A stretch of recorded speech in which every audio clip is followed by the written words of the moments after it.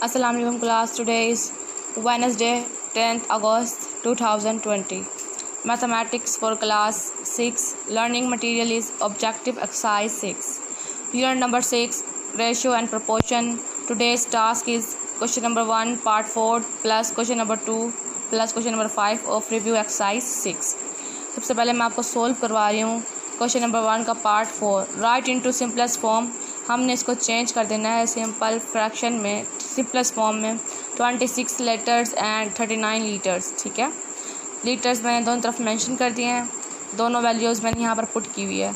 अब मैं इनको इनके HCF 13 से डिवाइड कर दूँगी ऑन बोथ साइड. ठीक है, डिवाइड कैसे करेंगे हम कि 13 ऐसा टेबल है जिस पे 26 और 39 दोनों आते हैं, तो मैं इसकी कटिंग कर दूँगी. 13 1 ज़ार 13.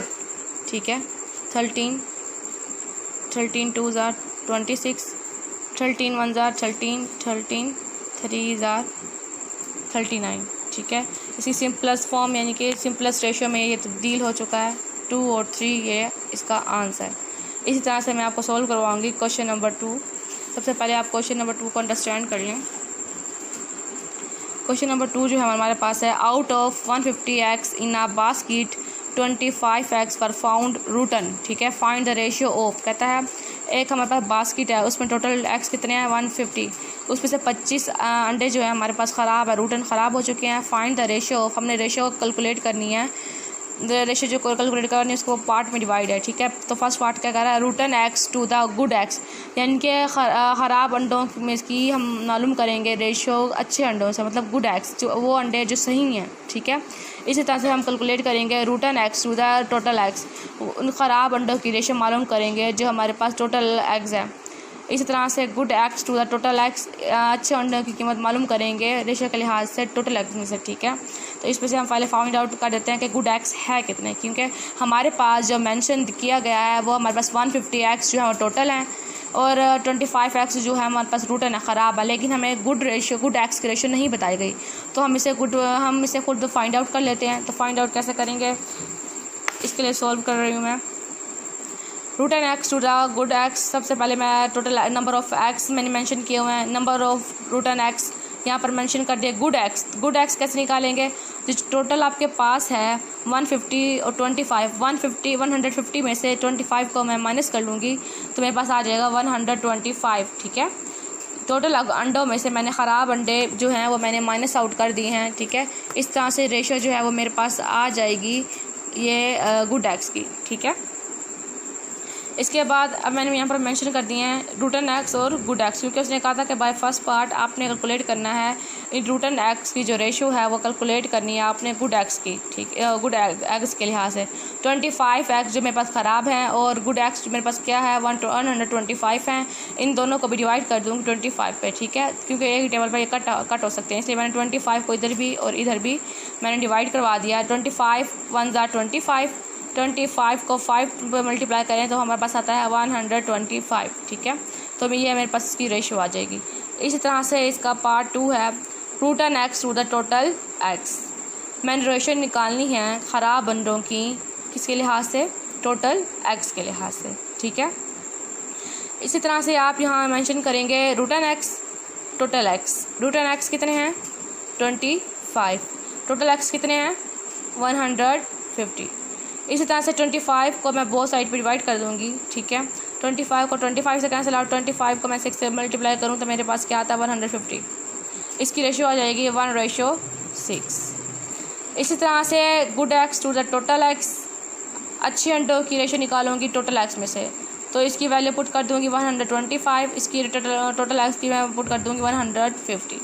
इसी को भी अगेन 25 से मल्टीप्लाई करवा दूँगी, डिवाइड करवा दूँगी उन्हें बोथ साइड. 25 1 25 को मल्टीप्लाई करवा दें तो 5 से, तो हमारे पास आता है 125.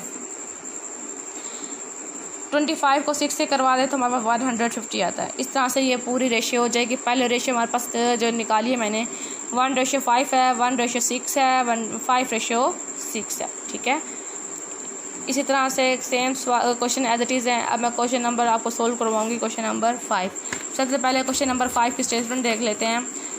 Alia takes 200 steps for walking distance of 160 metre. ठीक है, क्या कहा उसने, Alia takes 200 step for walking distance 160 metre. 160 metre के लिहाज से वो फासला तय करती है और स्टेप उसने कितने लिए हैं 200। Find the distance covered by there her 350 step. अब कहता है डिस्टेंस हमारे पास नहीं है, जबकि आपने स्टेप्स जो हैं वो 350 कैलकुलेट करने हैं। ठीक है, तो जो स्टेप हमने कैलकुलेट करने हैं, आप देखें पहले हमारे पास थे 200 स्टेप्स, अब हमारे पास हैं 350 स्टेप्स। जब डिस्टेंस बढ़ गया है, जब स्टेप्स बढ़ गए हैं तो डिस्टेंस भी तो बढ़ जाएगा। ठीक है, इसके लिए मैं सॉल्व करवा रही हूँ आपको क्वेश्चन नंबर 5। देखें क्वेश्चन नंबर 5 क्या है, steps are directly proportional to distance. ठीक है, डायरेक्टली प्रोपोर्शनल हमको किस तरह से डायरेक्टली प्रोपोर्शनल है, इस तरह से कि मैंने एक साइड पर लिखा हुआ डिस्टेंस और एक साइड पे मैंने मेंशन कर लिया स्टेप्स। अब उसने पहले कहा था 160 जो है हमारे पास डिस्टेंस है, जबकि 160 में उसने कितना कवर्ड स्टेप्स जो उसने लिए हैं वो 200 हैं। इस टाइम उसने कहा कि नाउ नेक्स्ट टाइम हमारे पास कोई डिस्टेंस नहीं है, जबकि हमारे पास स्टेप्स जो है वो 350 हैं। अब देखें यहाँ से जब 200 पहले स्टेप थे, अब 350 स्टेप्स हैं, स्टेप पहले से बढ़ गए हैं, इट मीन्स यहाँ पर डिस्टेंस तो बढ़ेगा। ठीक है, अगर 160 है तो 200 स्टेप काउंट कर रहा है वो, 350 आपके पास स्टेप्स उसने बढ़ा दिए हैं तो डिस्टेंस भी तो बढ़ेगा। ठीक है, ऑटोमेटिकली बढ़ेगा, ये कम नहीं होगा। कम होता तो स्टेप्स भी कम होते। अब जिसने स्टेप्स बढ़ा दिए हैं तो हम यहाँ पर भी डिस्टेंस बढ़ाएंगे। ठीक है, ये हमारा अंदाज़ा है, ये हमने खुद से आइडिया किया। अब इस यहाँ पर तो चूँकि हमें वैल्यू मालूम नहीं है, इसलिए हम क्या करते हैं, नॉन वैल्यू लेते हैं, एक्स लेते हैं। अब यहाँ पर कुछ भी प्रोपोर्शन जो है आप ले सकते हैं, ए लिख सकते हैं, वाई लिख सकते हैं, जो भी आप चाहें वो लिख सकते हैं। मैंने एक्स लिया क्योंकि हम नॉर्मली एक्स ही चूज़ करते हैं, इसलिए हमें डिस्टेंस कैलकुलेट नहीं है, ये हमने अंदाज़ा लगाया है, ये तखमिया हमने लगाया कि डिस्टेंस स्टेप्स ज़्यादा हैं तो ऑटोमेटिकली डिस्टेंस भी उस चीज़ का ज़्यादा ही होगा। ठीक है, तो ना इसलिए मैंने डायरेक्टली के साइन आपको शो कर दिए हैं। ठीक है, कि एक चीज़ के बढ़ने से दूसरी चीज़ भी बढ़ जाएगी, तो ये डायरेक्टली का प्रोपोर्शन है। ठीक है, ये डायरेक्टली का रिलेशन है। ठीक है, इसी तरह से जैसे हम एयर हेड लिखते हैं तो एयर हेड के साथ जो है नीचे टेल होती है उसकी एक्स सबसे पहले आता है और हेड जो होती है वो साइड नीचे जाती है। ठीक है, यहाँ टेल जो है वो इसकी एक्स है और हेड जो है वो 160 है। इसी तरह से टेल इसकी 350 है और हेड जो है वो 200 है, इसलिए मैंने इसको इस तरह अप एंड डाउन में लिख दिया।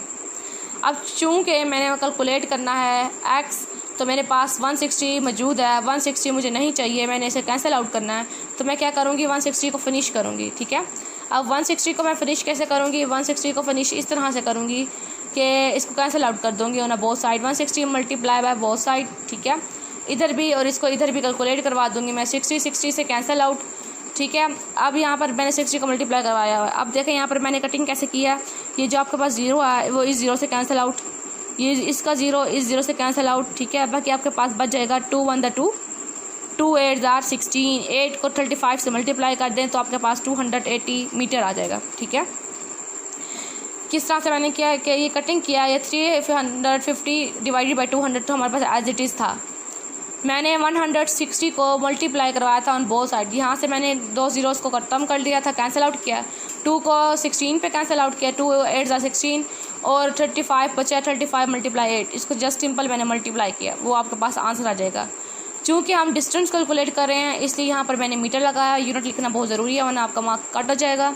मीटर अगर डिस्टेंस है या लेंथ है तो आपको मीटर में मेंशन करना ज़रूरी है। ठीक है, इसी तरह से अगर आपके पास कोई भी किलोग्राम में पूछा जाए तो वो मास होता है, तो वो मास के लिए हम किलोग्राम शो करते हैं। जहाँ पर आपके पास लेंथ है या फिर डिस्टेंस है तो आप मीटर में शो करेंगे। ठीक है, सारे क्वेश्चन एज इट इज़ हैं, अच्छी तरह से प्रैक्टिस कीजिएगा। ठीक है, और लर्निंग मटेरियल के लिए मैंने आपको पहले मेंशन आउट किया कि वो आपके पास ऑब्जेक्टिव एक्सरसाइज 6 है, अच्छी तरह से प्रैक्टिस कीजिएगा। Okay, thank you.